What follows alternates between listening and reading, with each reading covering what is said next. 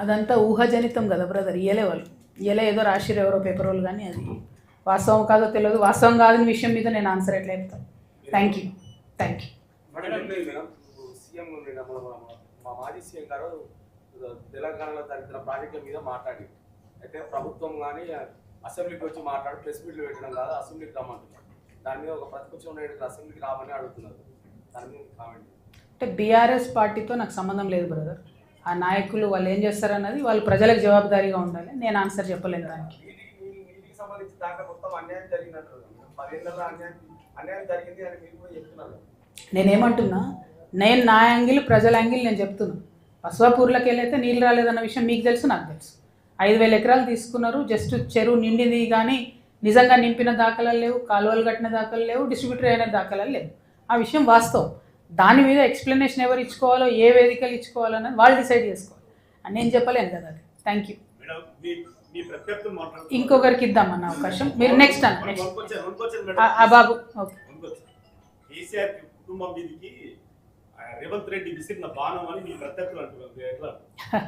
నేను ఓన్లీ తెలంగాణ ప్రజల బాణాన్ని బ్రదర్. ఇప్పుడు కాదు, ఎప్పుడైనా అంతే. ఓన్లీ తెలంగాణ ప్రజల బాణాన్ని నేను. ఎవరి ద్వారా ఆపరేట్ అయ్యేంత సీన్ లేదు. ఎవరికి నన్ను ఆపరేట్ చేసేంత సీన్ లేదు. ఏం బ్రదర్, ఒక కూర్చోండి అన్న. వన్స్ గతంలో మీరు బీఆర్ఎస్ ప్రభుత్వంలో కీలకంగా ఉన్నారు. అప్పుడే ట్రిపుల్ ఆర్ అలైన్మెంట్ వచ్చింది, గెజెట్ నోటిఫికేషన్ వచ్చింది. ఇప్పుడు మళ్ళీ రైతులు మిమ్మల్ని ఏ విధంగా నమ్మమంటారు అని చెప్పేసి అంటే ఇక్కడ ఒకటి కూర్చోండి బ్రదర్. ఇక్కడ ఒక విషయం దయచేసి తెలంగాణ ప్రజలందరూ కూడా గమనించాలి. నేను కీలకంగా ఉన్నాను మీరు రాసింది. నేను కీలకంగా లేని ఏం లేదు. ఒక టీచర్ ట్రాన్స్ఫర్ కూడా చేసుకునే పరిస్థితి లేకుండా. 1 2 నేను పదే మీకు విన్నవిస్తూ వస్తూ ఉన్నా.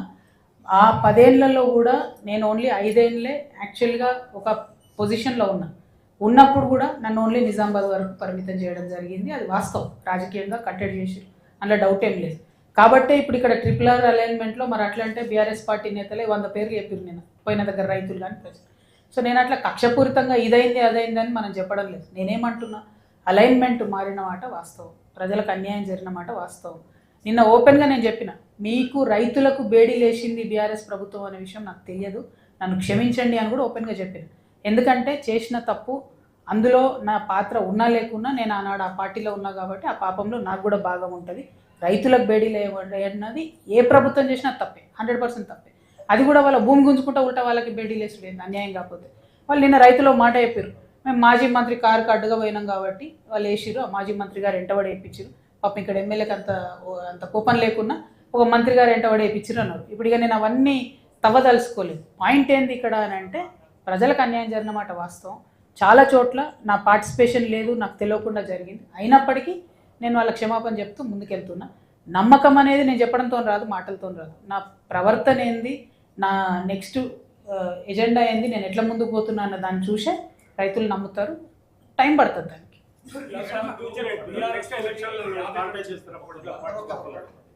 ఓకే కూర్చోండి. తోటి 19 ఏళ్ళు బీఆర్ఎస్తో ఉన్నారు. యాప్ ఎక్కడ వచ్చింది, ఎవరి వల్ల వచ్చింది, ఎందుకోసం వచ్చింది? మీరు అంటే బీఆర్ఎస్తో పాటు మీ ఫ్యామిలీ కూడా దూరం అయ్యారు. అంటే మీ తండ్రి గారు మిమ్మల్ని పాటించారు, బహిష్కరించారు. కారణాలు ఏంటి, దానికి ఎవరు కారణం? ఇక్కడ ఒక్కటి బ్రదర్, మీరు ఎంత స్పష్టంగా కారణం ఏందని అడుగుతున్నారు. నేను కూడా అదే అడుగుతున్నా, కారణం ఏంది, నన్ను ఎందుకే సస్పెండ్ చేసి ఊరేస్టోనికి కూడా కనీసం ఇగో నువ్వు తప్పు చేసినవారు పోయి నేను ఊరేస్తున్నా అంటారు. నన్నేమో తీసి డైరెక్ట్ సస్పెండ్ చేసిరు. నేను ఏం చేయాలి చెప్పి? ఇప్పుడు సస్పెండ్ చేసిన తర్వాత ఆత్మగౌరవం విషయంలో నేను కూడా ఎట్లా కాంప్రమైజ్ అవుతాను? ఒకవేళ ఏదైనా మిస్టేక్ ఉంటే ఇంటర్నల్గా పార్టీ వేదిక మీద పిలిచి అసలు ఏంటి విషయం అని అడిగి ఉంటే నేను కూడా జవాబు చెప్పేది. కానీ డైరెక్ట్గా ప్రజలందరి ముందట సస్పెండ్ చేసి ఇన్ని కోట్ల మందిలో నన్ను అవమానం చేసినప్పుడు నా దారి నేను చూసుకోవాల్సిందే కదా. నేనైతే ఆగను కదా. ప్రజల కోసం పనిచేయాలనుకున్నా, నేను బయటకు వచ్చినా డెఫినెట్గా పనిచేస్తాను. సో ఏం జరిగిందనేది బీఆర్ఎస్ చెప్పాలి. ఇప్పుడు మటుకు మేము చెప్పము, మేము ఆమె విఘ్నతకే వదిలేస్తున్నాం అని చెప్పి చాలా డిప్లొమాటిక్గా తప్పించుకుంటున్నారు. ఇవాళ కాకపోతే రేపు కాకపోతే ఎల్లుండో చెప్పాల్సినటువంటి సందర్భం వస్తుంది. ఆ టైంలో ప్రజలే అడుగుతారు. నాదేం లేదు, నన్ను సస్పెండ్ చేసిరు, 101% నా తప్పు లేదు అనేది నా భావన. పార్టీ కారణం అడగలేదు. సో నా పని నేను చేసుకుంటూ వెళ్తున్నా.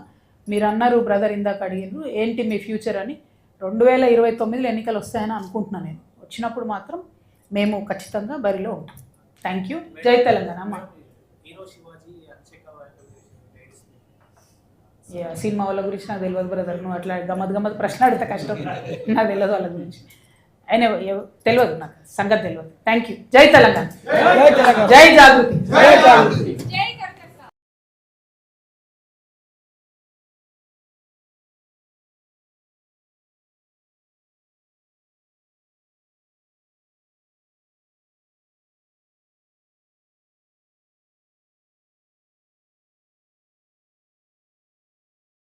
చదువుకోవడమే కష్టం అనుకున్నప్పుడు మహిళలు కూడా కవిత్వం రాయగలుగుతారు అనేటటువంటి ఒక విషయాన్ని ప్రూవ్ చేస్తూ తన యొక్క భక్తిని చాటుకుంటూ రామాయణం రాసినటువంటి గొప్ప కవయిత్రి కాబట్టి ఆమంటే నాకు ప్రత్యేకమైనటువంటి అభిమానం.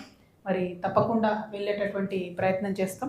ఆ తర్వాత మనందరికీ తెలిసిందే భువనగిరి, భువనగిరి, ఆలేరు ఈ ప్రాంతాలన్నీ కూడా నీటి కోసం ఇబ్బంది పడ్డటువంటి ప్రాంతాలు.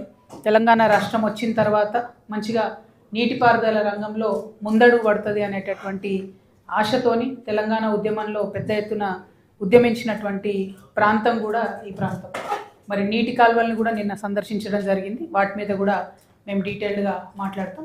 అదేవిధంగా మరి ఈ జిల్లాలో కొత్తగా తెలంగాణ వచ్చిన తర్వాత నేను ఎంపీగా ఉన్నప్పుడు 2016లో ఇక్కడ ఎయిమ్స్ ప్రారంభమైంది. దానికన్నా 2 సంవత్సరాలు 2014, 2015లో మాకు ఆనాడు పార్టీ నుండి ఉన్న ఇన్స్ట్రక్షన్స్తోని పెద్ద ఎత్తున ఎయిమ్స్ కావాలని ప్రతినిత్యం కొట్లాడితే ఎయిమ్స్ మంజూరైంది. ఇది ఫస్ట్ బ్రౌన్ ఫీల్డ్ ఎయిమ్స్. ఎక్కడైనా గ్రీన్ ఫీల్డ్ ఇస్తారు, ఇక్కడ బ్రౌన్ ఫీల్డ్ ఎగ్జిస్టింగ్ నిమ్స్నే తీసుకొని ఎయిమ్స్గా కన్వర్ట్ చేసినటువంటి ప్రాంతం. అయితే 2016లో ప్రారంభమైతే ఇవాళ మనం 2025 అయిపోతుంది, అంటే 10 ఏళ్ళల్లో కూడా కనీసం ఎయిమ్స్లో ఇప్పటికీ ఒక ఎమర్జెన్సీ కేసు పోతే పట్టుకొని ముట్టుకొని చూసే దిక్కు లేకుండా ఉన్నది. మేము నిన్న పోయి అడిగినాం అక్కడ డైరెక్టర్ గారిని. పేరుకేమో 120 డాక్టర్లు ఉన్నారంటాడు, 400 నర్సులు ఉన్నారంటారు, కాకపోతే వైద్యం మాత్రం చేయలేమంటారు. ఎందుకు చేయలేరు, ఏం సంగతి అని డీటెయిల్గా ఆరాధించినాం. ఎయిమ్స్ డైరెక్టర్ గారిని కూడా కలవడం జరిగింది. ఫైనల్గా ఆమె చెప్పేది ఏంటి అంటే, ఇప్పుడు ఏదైతే కన్స్ట్రక్షన్ కంపెనీ ఉందో 750 కోట్లు ఇప్పటికే ఖర్చు చేసినాం, అయినా బిల్డింగ్లు పూర్తి కాలే. ఇంకా 450 కోట్లు ఎస్క్రో అకౌంట్లో ఉన్నాయి, కేంద్ర ప్రభుత్వం ఇచ్చిన డబ్బులు, అయినా కాంట్రాక్టర్ డీలే చేస్తున్నాడు అన్నమాట ఆమె చెప్పింది. నేను ఈ జిల్లాలో ఉన్నటువంటి మంత్రివర్యులు కోమటిరెడ్డి వెంకటరెడ్డి గారిని రిక్వెస్ట్ చేస్తూ ఉన్నాను, డిమాండ్ చేస్తూ ఉన్నాను, మీరు ప్రత్యేకించి ఆ కాంట్రాక్టర్ని మరి పిలిపించుకుంటారా, ఏం చేస్తారో చెప్పండి. తొందరగా మైల్ స్టోన్స్ ఇచ్చి ఎయిమ్స్ పూర్తి అయ్యేటట్టు చేయండి. ఎప్పుడు అడిగినా 15 రోజులు అంటాడంటే అట్లా అనబట్టి 5 ఏళ్ళు అయింది. కాబట్టి తొందరగా పూర్తి చేస్తే పోయేటటువంటి ప్రాణాలు దక్కేటటువంటి ఆస్కారం ఉంటుందని చెప్పి నేను డిమాండ్ చేస్తూ ఉన్నాను. ఎట్ ద సేమ్ టైం నేను మంత్రి గారిని